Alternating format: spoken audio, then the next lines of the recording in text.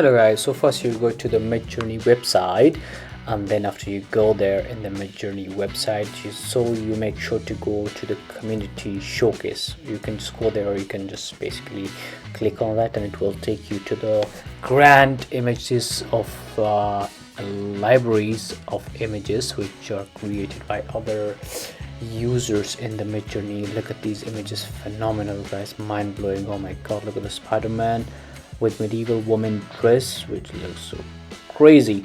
And you can see that you can just copy prompts right away from those images. You can see the prompts that will appear on the image as you go hover on that. You can basically just copy these prompts and make your own. So here you have two options, recent and top.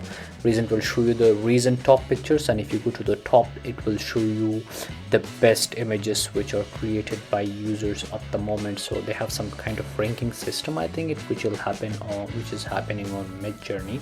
So people are ranking these images that are created by the users, and it will appear in these community library of the images. The great part is you can just straight away go there, look at these images, and you can actually look at the prompts that were used to create these images. So what it is good for, it's good for getting inspiration for your own prompts, and you can also download these images. One of the use cases that I can think of is you can just use it for your own projects. You can use it in your websites, and basically that you can use it as a stock, images stock, and it's basically free. And I saw the licensing, so you don't need to license any of these images.